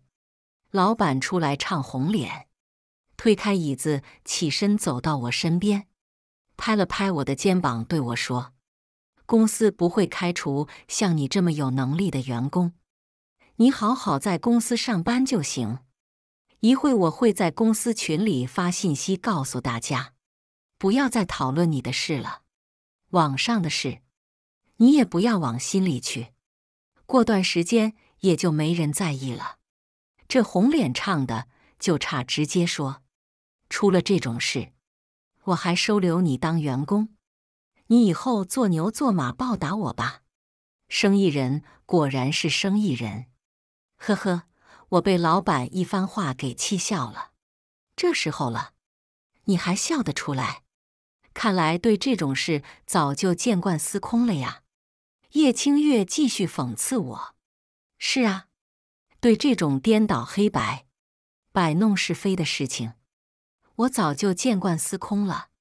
不过，不要脸的人我见过，像你这么不要脸的，我还真是头一次见。”我朝叶清月走了2步，挑眉看着他说：“你的目的就是我离开公司，位置拱手让给你，人也给你，人嘛可以给你。我祝你们婊子配狗，在牢里待到天长地久。宋书慈，你什么意思？现在人品不端的是你。”叶清月表情管理可真够差的，说他一句，就开始嚷了：“我人品不端？呵，我可没有随便拍一张照片就来造谣生事，也没有偷别人奢侈品包包和鞋子。”说到后面，叶清月有几分心虚，但很快他又十分自信道：“我偷你什么东西了？那都是邵凯给你买的，我不过是拿走了他买的东西。什么偷？呵，我真没想到他能虚荣成这样，我简直无语了。跟我说是货扔掉了，在叶清月面前又说他给我买的那些限量版的包包，明明都是我爸妈还有我哥哥们给我买的。走着瞧吧。”我拿出手机准备给律师打电话，发现手机上有10几个未接电话，信息也成堆成堆发过来。我没去看手机，而是转头看向老板，问道：“老板，你确定要站他这边吗？如果是，那这个公司我还真不想待了。”什么意思？老板有些茫然地看着我，问：“你要自己走人？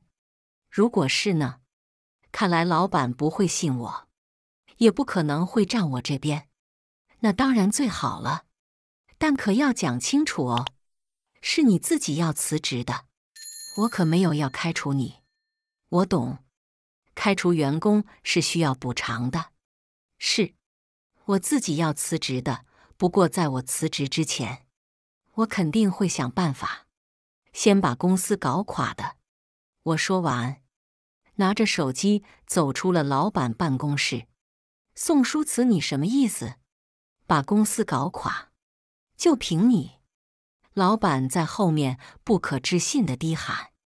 叶清月也冷笑道：“就是，想搞垮我们这么大的公司，简直是在做梦。你还是先担心自己吧。你当小三的事大家都知道了，看你还能嚣张多久。我懒得跟他们多说废话，推开办公室的门往外走。谁知刚一推开玻璃门，陈少凯站在办公室外面准备敲门。我还没说话呢，他第一句就对我说：“宋书慈，我真没想到你是这种人。”我哪种人？我反问。上大学的时候你就给别人做三了吧？那个房子也是他给你买的，对不对？我再次发现自己以前真的是心盲眼瞎，竟然把这么个玩意当成宝。陈少凯，我们认识10年，仅凭一张照片，别人一段话，你就否认了对我10年的认识，就否认了我们6年的感情。而我呢，昨天回到家看到小三登堂入室，我都依然坚信你没有违反原则，哪怕你为了他丢下我一个人在酒店，我也傻傻等着你来哄我。想到这些，心还是觉得很痛。心痛是因为这些年我真的很认真在经营我跟他的感情。我觉得他虽然出身农村，偶尔有点抠门，有点好高骛远，也有点小自卑，但我从未觉得这是什么缺点。我觉得这样的人不会在意我家是否有钱，肯定会通过自己的努力给我最好的生活。我没想到我能看错人，而且错得这么离谱。陈少凯，你真的太让我失望了。亏我本来还打算放他一马，现在看来，对渣男真的不该仁慈。我丢下这话后，不再管他脸上什么表情，想说什么，在公司同事的注视下，拿着包包离开了。一边走，我一边给昨天咨询过的律师打电话约他见面。跟他约完，我才拿起手机查看未接电话和短信，基本都是我家人给我打的。家族群已经聊爆了，都在问我在哪里。而最后一条消息是我大哥发的，我快到妹妹公司楼下了。看完这条信息，我正好坐电梯到了公司楼下。我几乎是飞奔走出公司大楼，走出门就大哥风尘仆仆赶来。我抬脚跑过去，他伸手抱住我，扑到大哥怀里的那一刻，眼泪忍不住落了下来。其实我爸爸和我妈妈之间的确是有一段故事的，不过不是他们说的那样。我爸爸之前有过一任妻子，但他在生我哥哥们的时候去世了。我爸爸是在我哥哥出生那年遇到我妈的，我妈当时是那里的医生。因为我2个哥哥是双胞胎，还是早产，2个人身体都不好，刚出生就在医院住了2个月。我妈是在那时候认识了我爸，前妻去世后，我爸刚开始没有和我妈在一起的想法，3年后他们才在一起的，在一起差不多10年，才生的我，所以我和我爸爸相差年龄有点大，跟我2个哥哥也差了10来岁。而我爸妈其实以前一直没领证结婚，也没有办过婚礼，原因是那个时候计划生育。我爷爷是共产党党员，我爸爸当时公司也刚起步，那时候结婚再生孩子，对他，对我爷爷影响都不好。我妈体谅爷爷和我爸，主动说不领证也不结婚，但她没有骗我2个哥哥说她是亲生母亲，而是把所有事情都告诉了我们。她就是担心以后这些事情从别人嘴巴里传出来，孩子们会瞎想。尤其像现在这个新闻爆出来，如果哥哥们不知道他们的身世，可能真会怀疑我妈妈是小三上位，甚至会怀疑是不是我妈妈害死了他们妈妈。但现在，因为从小什么事都没有瞒着他们，所以没有这种可能。现在事情发生第一时间，大家反而都担心我，我很感动，也觉得很幸福，能生在这样的家庭里。傻丫头，哭啥？她伸手帮我擦干眼泪，问道：“受欺负了？”才没有呢。我嘴硬道：“你妹妹哪有这么容易被人欺负？”好好，没有没有。不过也不影响我教训一下让我妹妹讨厌的人。大哥果然最懂我。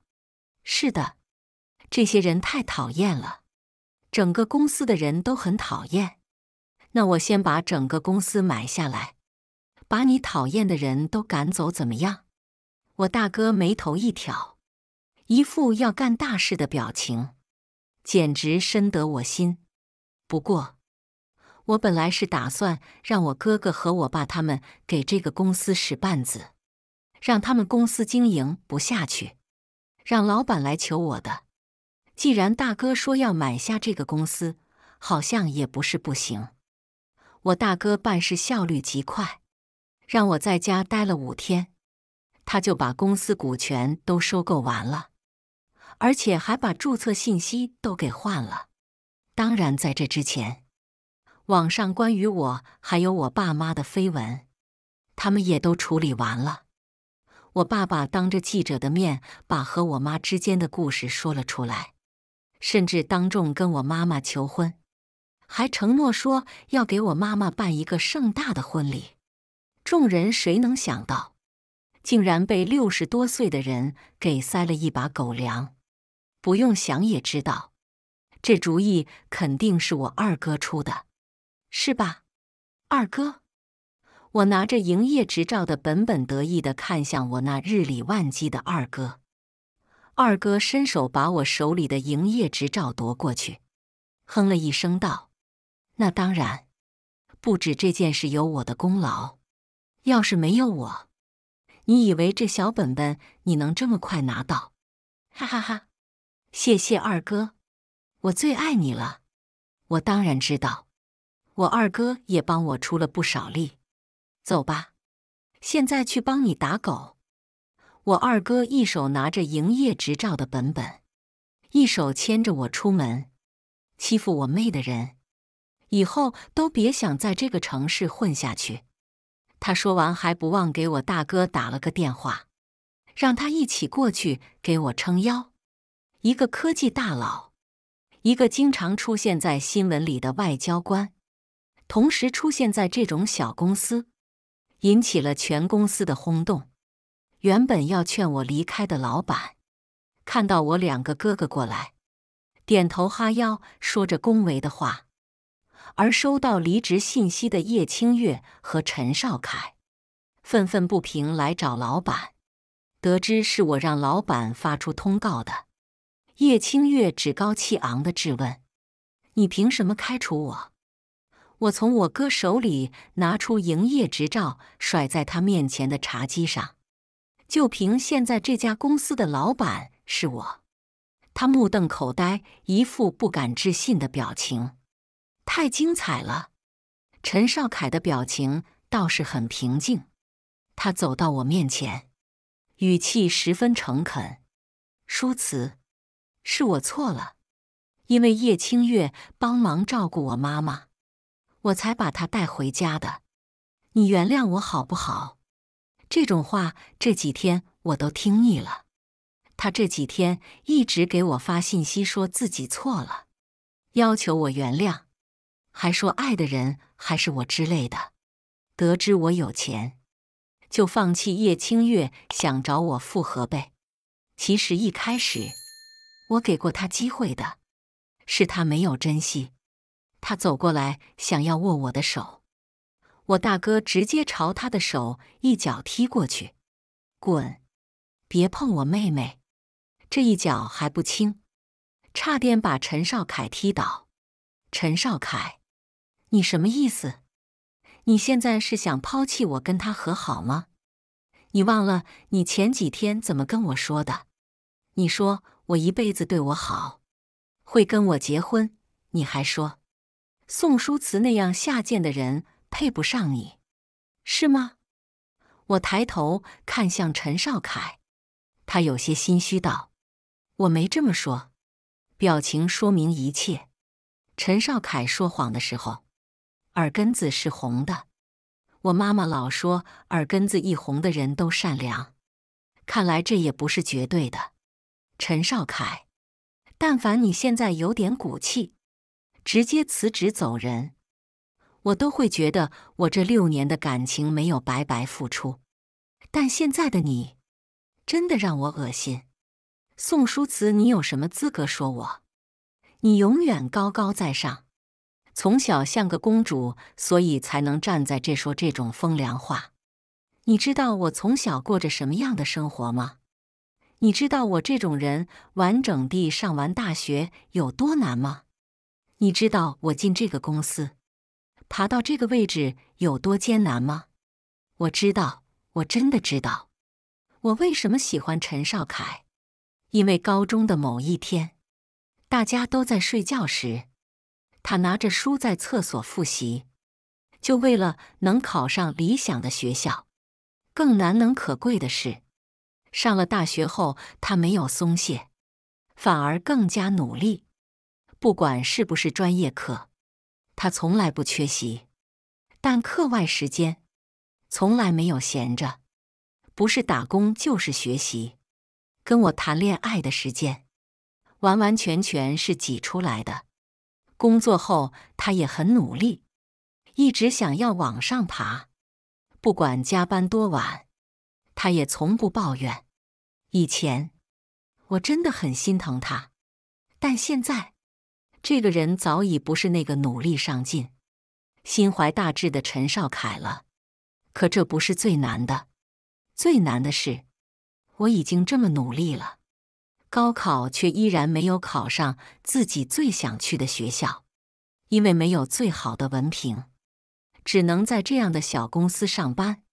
可哪怕在小公司，我这么努力工作，最后还是输给了人脉。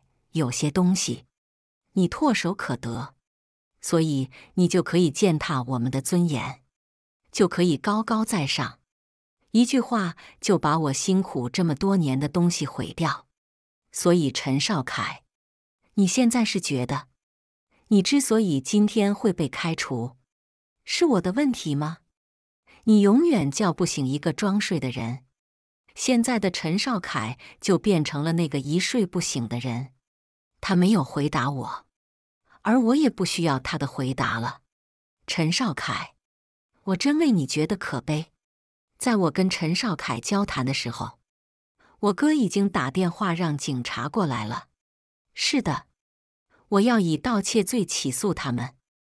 我的那些限量版的鞋子、包包还有首饰，价值上百万。或许有人会说，他们不过是爱慕虚荣的可怜人，没有必要因为这些就把他们送进局子里。但是，他们在背叛我的时候，在把我赶出公司的时候，在诋毁我父母的时候，有想过他们做的事情会伤害我和我的家人吗？如果我家不是家底雄厚，如果我爸妈都是普通人，如果我没有2个这么疼爱我的哥哥，那他们一定会把我狠狠踩在脚底下。因为就在我离开公司的第2天，我爸爸还来不及澄清绯闻，他朋友就有收到过，有人把我的档案和他们编造的故事发到各个公司里，想要在这个行业内封杀我，让我以后找不到相关的工作。甚至还有人去医院逼迫我的母亲，找人去骂她，还诬告她救治不当，想让她在医院里待不下去。他们从来就没有想过给我留活路。我知道这些是叶清月找人做的，但我不信。陈少凯对此毫不知情，所以今天我不会当圣母。仅仅是那价值100万的东西，盗窃罪也够他们吃好几年的牢饭了。当然，除了盗窃罪之外，还有诽谤罪。在公司所有人的注目下，陈少凯和叶清月被带到警察局去接受调查。而我把这几天准备好的关于我的包包、鞋子所有的证明和发票一起拿了过去，有叶清月之前在朋友圈发的照片为证。那些包包都是他偷走的，至于那双鞋子，是他穿出去之后把鞋跟弄坏了，就没再穿回来。当然，这也算偷。我没偷，我真的没偷。陈少凯说那些东西是他买的，我才拿来背了一下。那东西全都在我家，我可以现在就还回去。叶清月把责任推到陈少凯的身上，陈少凯直接否认说：“我没有说过那东西是我买的，你自己非要拿，跟我没关系。”陈少凯，你说过的，你说那些东西都是你给宋书慈买的，我要就拿去，你忘记了？我没有。收拾东西的时候，我跟你说，书慈的东西别动，你不听，非要拿走，啧，看这种狗咬狗的戏码，最爽了好吗？嫌他们太吵，警察都忍不住对他们说一句：“别吵了，等下到了警察局会给你们做笔录的。”看来他们还没明白这件事的严重性。到了警察局，知道那些东西的价值，以及盗窃罪超过100万的量刑后，叶清月和陈少凯2个人都惊住了。像这种超过100万物品盗窃，应处10年以上有期徒刑或者无期徒刑。10年，叶清月直接跪坐在地上，浑身打着哆嗦，话都说不出来了。陈少凯依然忙着推卸责任：“书慈，警察同志，这些都是他拿的，跟我没关系啊。”此时此刻，承认他是我交往6年的前男友，我都觉得丢人。我大哥、二哥互相对视一眼，一人一边拉着我离开了警局。这件事交给警察吧，我们回家。好。最后，除了那双鞋子被叶清月丢掉了之外，其他的包包都在叶清月家找出来了。而丢失的项链饰品，陈少凯的妈妈亲自送来了警察局，并自首说是他偷拿的，跟陈少凯没关系。最后，陈少凯无罪释放，他妈妈还有叶清月因盗窃罪被起诉坐牢。当然，受到惩罚的不是他们俩，还有叶清月的妈妈。当时我妈妈的资料之所以会被曝光，是因为叶清月的妈妈在那家医院当护士长，她诽谤我妈妈，说我妈妈通过不正当渠道当的副院长，却没想到自己最后把自己害了。叶清月家原本不过是普通家庭，父母都是普通职工，后来家里拆迁分了几百万就膨胀了。他的妈妈以权谋私，常年拿医院药物和医疗器械的回扣，甚至还私下收患者送的礼物钱财。如果不是这次的事件，怕是很难把这些事查出来。不过这些事足以说明什么叫上梁不正下梁歪。手脚不干净的父母教出来的孩子，多半也会犯错。我真的很庆幸，我有正直善良的家人。我爷爷和姥爷都是共产党党员，我姥爷还是一位退休的老士兵。从小，他们就教导我和2个哥哥，要爱国，要正直，要善良，要有底线。别人的东西我们不要，但属于自己的东西，要牢牢守住。我很庆幸我做到了，我更庆幸我的善良有底线，没有因为一念之差就放过那些心术不正的人。哪怕叶清月和陈少凯妈妈跪着求我，我也守住了底线，把他们交给了法律制裁。回公司的第一天，我把那个见人说人话、见鬼说鬼话的老板给开掉了。他离开的时候，鞠躬道歉，说自己有眼不识泰山。徐总，我希望你东山再起的时候，记住自己开公司的初衷。我永远记得，我第1年进公司时，你在大会上说你开这个公司是为了让老百姓生活更便利，让老百姓们生活过得更好。哎，等你当老板久了，你就会明白，那些所谓的公益项目不过是挣钱的噱头。做那些项目，一是为了避税，二是为了打响名号，接更多的项目。哪有老板真的会去做那些亏欠的公益项目？我看着卡里我全家族几十号人，众筹给我的10几亿，扬嘴笑道：我的目标是一个挣钱项目搭配10个公益项目。老板临走前给我竖了个大拇指。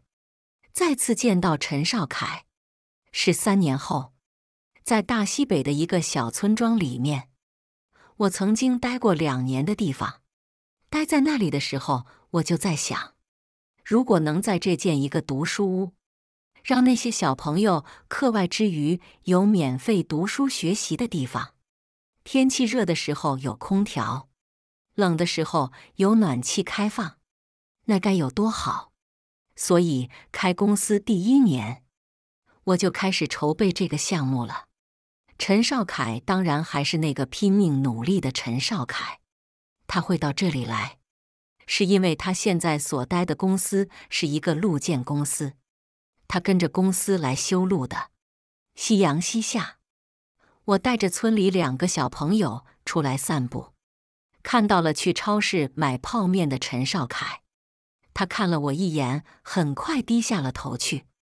我带着2个小朋友路过，也没有跟他打招呼。远走后，一个小女孩仰头对我说：姐姐，刚刚那个哥哥长得好帅，是吗？我漫不经心回了一句：陈少凯长得好看是真的，哪怕他已经不是17、18岁的少年了，哪怕他今天穿着普通，人也沧桑了许多，在普通人里也还是好看的那种。可惜他心术不正了，把2个小朋友带到超市里。我苦口婆心跟他们说，有很多时候呢，看人不能看表面，长得好看的不一定是好人，当然长得不好的也不一定是坏人。总之一句话就是，不能太相信长得好看的人，知道了吗？那2个小朋友懵懵懂懂点头，知道了。过了一会，又有个小朋友开口道：姐姐说得对，这个世界是公平的，给人好看的外表，不一定会给人好看的内心。我是这个意思吗？不过不能一棍子打死所有事了。比如姐姐就是人长得漂亮，内心也漂亮。嗨，我觉得建造图书室也不够，得再帮他们学校招点老师过来。语文学成这样有点丢人，内心不是用漂亮来形容的。姐姐是内心善良，看来还是有语文学得好的小朋友。所以刚刚那个哥哥可能也是个善良的人呢。我白讲了这么多。晚上我收到了一条陌生短信，约我出去走走，用脚趾头都能想到是陈少凯发过来的。我当然不会去了，不过很快他又发了条信息过来，算了，我们确实没必要再见，我只是想告诉你，舒慈，我已经不恨你了。他有资格恨我？哦，他是怪我把他妈妈送进了牢里，还有我哥哥把他在业界封杀，使他找不到工作的事吧？3年前，他的确因为这事说过恨我一辈子。首先，你没资格恨我；其次，不想连道路施工员的工作都失去，最好申请换个地方修路，祈祷一辈子别再碰到我。要是我2个哥哥知道你在这，可不知道会做些什么事来。听说你妈妈快要出来了吧？我回了这条信息过去后，把这个号码拉黑了。发完信息，心情有些郁闷。当然不是因为他，是因为银行卡里突然又多了10几亿。不用想也知道，肯定是我爸爸在大家族群里说我做公益事业做得兢兢业业，把有钱没处花的叔叔婶婶、叔叔舅舅堂表哥姐们都给炸出来了，一人捐个几万千，就这么多了。这些人想干啥？想要我累死吗？请问一下，钱太多不知道怎么花，谁能给我支个招？在线等，挺急的。感谢大家的观看。本期影片大家觉得是第1个故事精彩，还是第2个故事精彩呢？欢迎大家在下方评论区讨论。如果你喜欢这类故事，记得点击订阅微光夜读，并分享给更多的人，这会对我帮助很大。再次感谢大家的观看。